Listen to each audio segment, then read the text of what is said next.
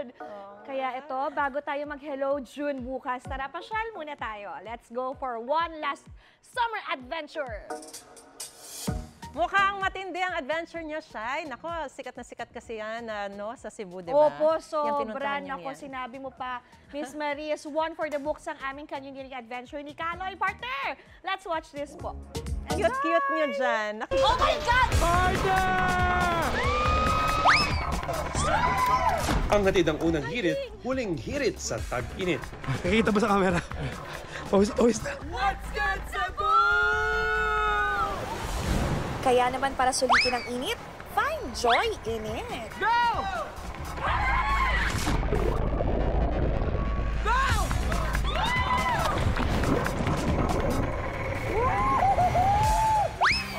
Awasan, here we go!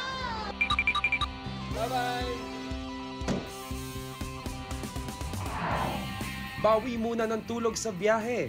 Dahil mula Mactan, Cebu, 3 oras ang biyahe papuntang Badian, Cebu.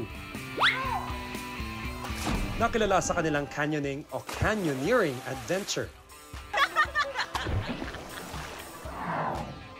Nature meets adventure? Baka canyoneering ang para sa inyo.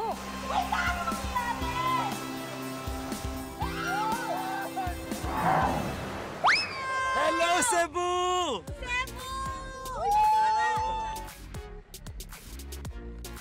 Touchdown Badian Canyoneering Adventure Trail. Let's go!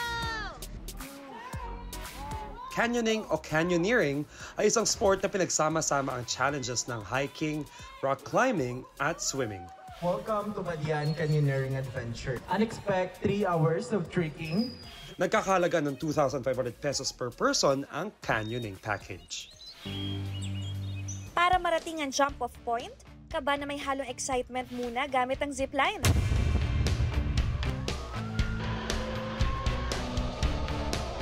Hoy, first time ko mag-zipline! And it's with me, partner! No, si Papa kasi takot eh. Parang wala sa gitna. Oh my God! Aray! Huwag niyo ako sakalin! Parang sumasakay sa ito. Oh my God! Ah! Order!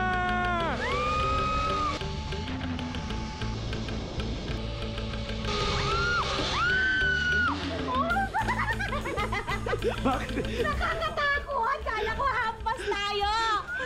Mas nakakatakot yung pasugod dito. Saya, ganun pala feeling ni Superman. 10 minutong lakaran, makikita na ang jump-off point for trekking adventure naman. Pagod na ako! Alright mga kapuso!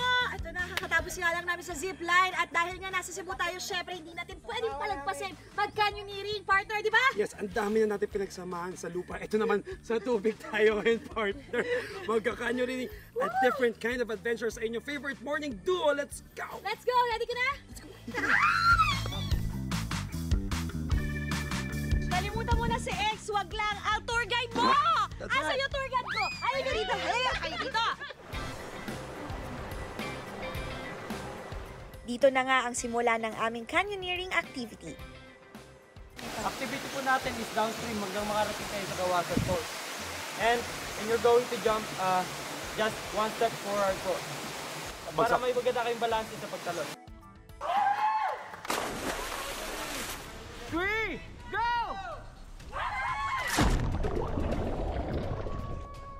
Amazing!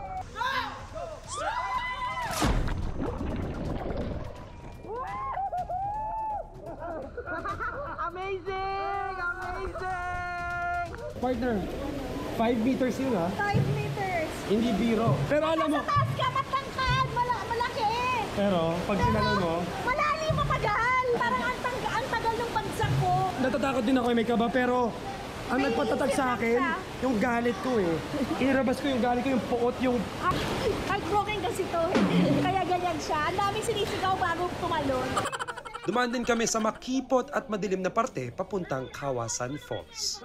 At first, sobrang nakakapagod because of the stairs. Yung mga steps, sobrang dami ng steps bago namin Tsaka yung elevation, kasi nga pababa siya, downhill ang tawag, di ba? At may uphill din. Pero napapawi yung pagod at yung... Bakit? Yung ano natin dahil sa ganda, Sa lamig ng tubig dito, sobrang fresh. Talagang, wow.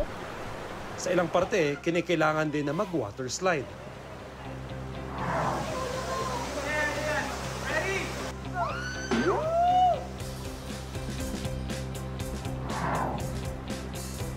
Mga kapuso, Diyos ko po, pababa ng araw. Pero yes, malapit na kami sa Kawasan Falls.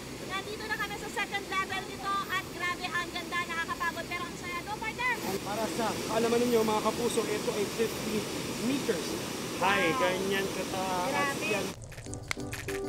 Bago ka magtuloy, kung nagugutom ka at dami mo ng baong pagod, merong barbecue store in between the trail. Ito na nga, at alam niyo naman, favorite natin kumain. Kaya dito palalagpas ito bago tayo tumuloy sa ating adventure. So let's go!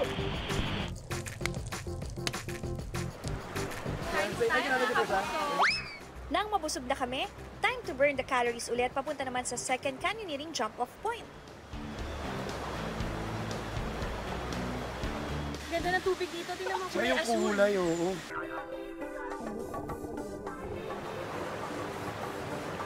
Napakalamig po! Para pong galing sa brisa!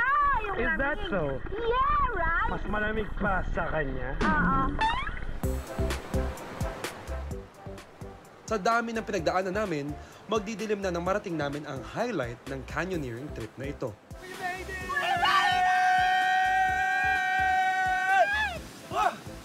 Nandito na kami sa Kawasan Falls! Partner, isa to sa pinaka-memorable experience ko with Grabe. you and with the Unang Hirit family.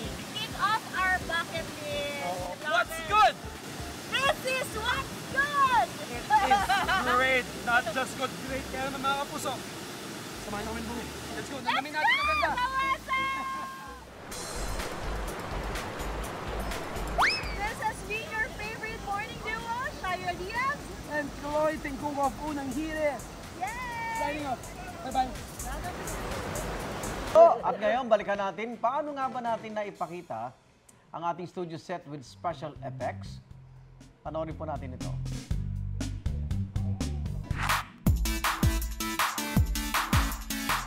Magandang umaga, mga igan!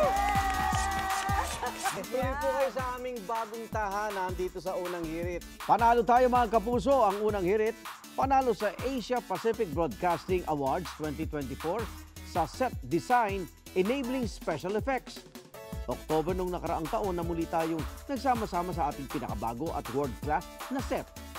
Marami na tayong nabuong memory sa bagong studio at marami na tayong naging bisita. Bawat sulok, ginamit natin para makapaghatid ng more dynamic viewing experience tuwing umaga. Nagmula sa advanced rotating platform, latest video walls at monitors, in and trending graphic solutions, pati ang entertainment stage, kitchen at news setup, level up din. World-class na studio para sa ating paboritong tambayan tuwing umaga. Unang Hirit!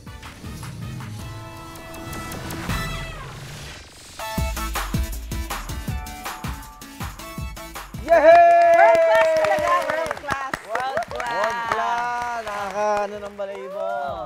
Congratulations Nakataas po. balahibo. Mga igan, marami pa tayong pagsasamahan sa ating award. Winning set na ito, kaya magbabalik pa ang Unang Hirit. Huwag kayo alis, ha? Congratulations! Yeah. World class. Kaya kailangan nyo lang masabi na mabilis ang tongue twister na lalabas sa ating LED wall. Kailan? Ate Su, mauna ka. Sige. Okay. Sabihin mo ng 2 beses, ha? Okay, saan? Ayan na! Ayan, go! Bumili ako ng bituka ng butiki sa butika. Bumili ako ng bituka ng butiki sa butika. Tita, ano ba yan? Magkamali pa. Oh, ito! Ikaw naman, ikaw! Ikaw naman. Ikaw naman. Ano yun? Ito yung... Isa lang naman. Oh, ikaw. Ito yung tongue twister sa'yo, Mateo. Ikaw. Tingnan ko yan, Mateo, Sabihin mo ha? sa 2 beses, ha? Mabilis. Ready, ready, Ready? ready. Let's go. Palakang kabgab kumakalabkab kabkab. Mali! Tuloy mo lang. Tuloy mo lang. Palakang kabgab kumakalabkub kabkab. Palamang kumalalab. Wala na intindihan! Kumakalabukab. Kumakalabukab.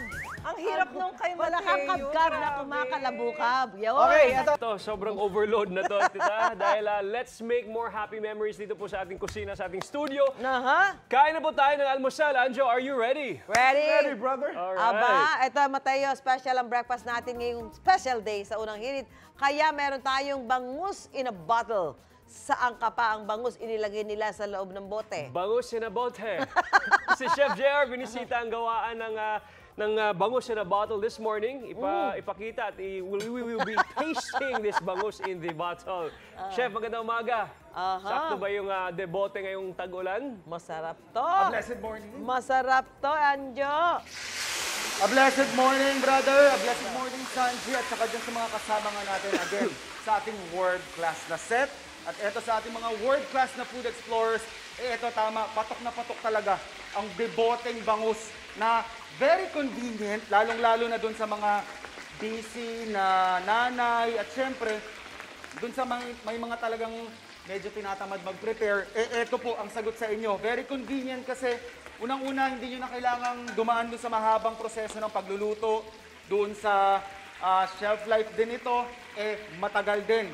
So perfect na perfect talaga to sa atin. And of course, eto nga, marami sa atin nagtatanong kung pwede ba itong gawing negosyo. At eto nga, yung pinuntahan natin dito sa Pampanga kung saan, sabi natin kanina, nasa halagang 200 pesos mga kapuso nakakapag-umpisa kayo o makakapag-umpisa kayo ng sarili ninyong negosyo. So ito, yung isa sa mga step, mamaya babalikan natin yan. And ang maganda pa dito mga kapuso bukod pang negosyo at saka syempre, yung pang sa bahay naman natin, wala tayong kakatakutan kasi ang shelf life nito mahaba.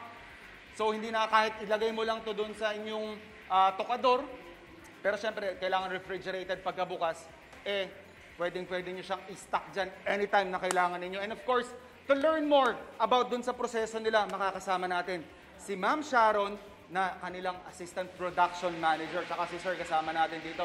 Hi Ma'am Sharon, a blessed morning. So, syempre po, pag magpoproseso tayo ng bangus, kailangan nalinis na. Yes, ano po yung susunod natin dito, Ma'am? Bali po, ang process po na tinatawag nito is brining. Brining, so, okay. ibababad po natin ng bangus ng 1 hour para sa brine solution po natin. Okay, sige nga sir. So, basically, pag sinabi po nating brine is tubig at asin. Yes, sir. Okay. So, ibababad natin yan ng 1 hour, patutuyuin. Tapos yung ginawa ko kanina mga kapuso na medyo iba-brown lang natin ng Yes, kaunti, sir. ma'am, no? Opo. So, Ma'am Sharon, ito na po yung ating next step, ano? Bali po, ang susunod na step po natin is ang assembly. Assembly, okay. Yes, sir. So, Bali, dito po ay ilalagay na po natin yung mga fried na bangus sa na bottle. fry. Opo. Okay, so may proseso ba to, sir? Kailangan po ba pag ganyan o ano Yes, bang tama ito? po yan, chef. Ito, yung ganito yung That's- tsura. yes po. Alright, so itong bote natin, ma'am, ang net weight nito ay 220 grams po. 220 grams. Yes po. Okay, so ilang piraso to? Basta kakasya, ma'am. Yes po. Basta magsiksikan sila dyan.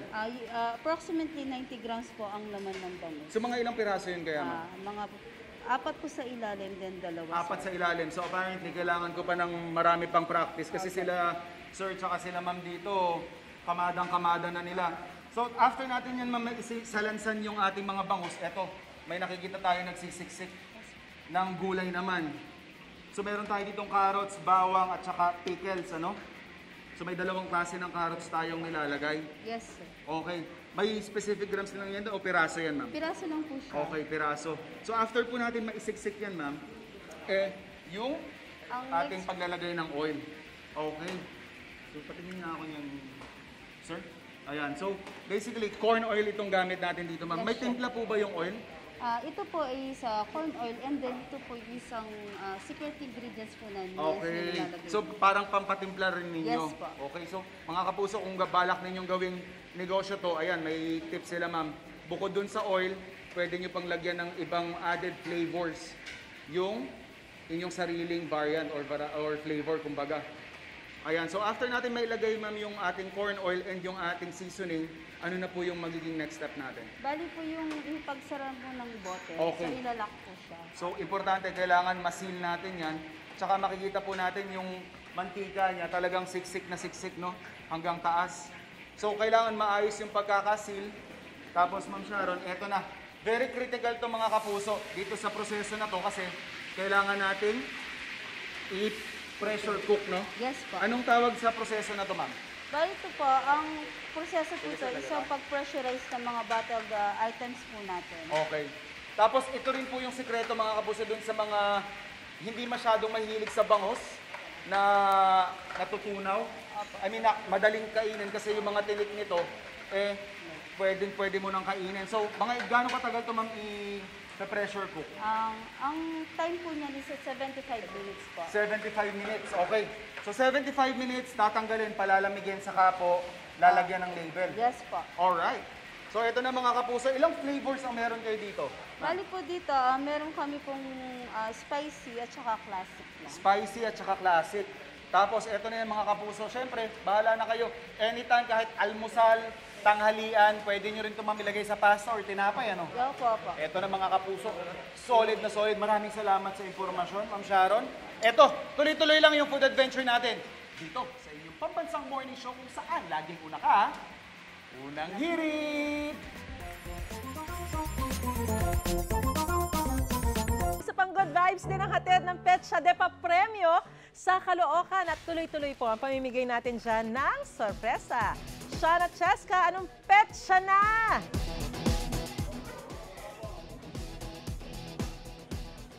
Yes! Ito, nandito nga pa rin kami sa Barangay 35, Caloocan. Ako, ito. Ready na yung mga kapuso natin para sa Petsa Depa Premyo! Okay, ready na ba kayo? Ayan, simulan na natin! Okay, choose your dates! Woo! Okay, dito na tayo. Okay lang. Okay, go. O, dito ka. Oh, pili tayo. Cheska? Ito na lang, first one. Okay, Ayan! Ano yan? Wait lang. I think, favorite ko to. Favorite Birthday mo? ni Miss Susan. Nako, anong birthday ni Miss ano Susan? kaya birthday ni Miss Susan? Number 24. Number 24! Asa si number 24? Ayun! Yes, hello ate. Ano pong pangalan nila? Alona Sansait. Yes, bakit po ito yung pinili niyong number? Wala lang po, mula kaninang umaga pa. Dito lang ako talaga. Naramdaman mo talagang dapat 24 no? Dapat nga lilipat pa ako, buti hindi ako lumampat. Oh, congratulations dahil mananalo ka ng 1,000 Thank you pesos. po, thank you. At saktong-sakto kasi medyo nakakasilaw Ito, para di ka masilaw. Ayan, may payong ka na. Thank you po. Thank you po sa unang hirit. Maraming salamat po, GMA. Salamat po ng marami. Congratulations po. Congratulations po. Ayan. Oh, ayan. Ready ba na tayo? Okay. O, tabi na po tayo, Nay. Tabi na po tayo. Thank you so much po. Ayan. Okay. Choose your dates. Okay. Pumili ka na ulit. Okay, ayan. Pili tayo. I like blue. Okay. Yan. Ako po. Pili natin. Ano yan? Ito ay ang World B-Date. Okay, anong number kaya ito? Number 20! Number 20! Sino pumili ng 20? Number 20! Number 20 Ayan, dito ka, ayun! kuya! Dito tayo! Ano po pangalan nila? Edison. Edison, Kuya Edison. Bakit po ito yung number na pinili nyo? Lucky 20. Lucky 20 ever since, yun na talaga yung number mo. Yes, siyempre naman. O, sakto-sakto, sinuwerte ka talaga today dahil meron kang 1,000 pesos. And syempre, payong mo, Kuy. So, ayan, medyo mainit na Yes, ayan na nga. So, marami na nga. Ayan, marami pa tayo pwedeng piliin. Oo. O, tara, mga kapuso, choose your dates. Okay. Go. Ayan, pili tayo. Dahil blue tayo kanina, ito. Ano yan? Ay! Oo. Crush ko to dati. Oo. Birthday ng crush ni Sean na si Jeneline Mercado. Ayan, ano kayang number to? Sana yung nandun kamukha niya rin. Number 15! Number 15! Ano po pangalan nila, Kuya? Darwin Salvador po. Oh, Koys, congratulations dahil meron kang 1,000 pesos! UH payong natin! Yes, ayan na nga. Dahil marami na tayo nabigyan ng sorpresa. Back to studio! Yeah! Ang saya talaga ng buwan ng Mayo. Parang family picture tayo Tabi ka lang graduation photos ang ating mga kapuso. Batch 2024, congratulations po sa inyo. Congratulations! Marami nga po sa ating mga kapuso shinare sa atin ang kanilang mga graduation photo at mga recognition day pictures. Gaya ng panganay na anak ni Claire Asaban. Daming awards na nakuha. Tanggal daw ang lahat ng pagod niya sa pagising ng alas 4 ng umaga. Ayan, Congratulations po. Bago pumasok, nanonood ng unang hirit. Congratulations po! Galing naman ni baby!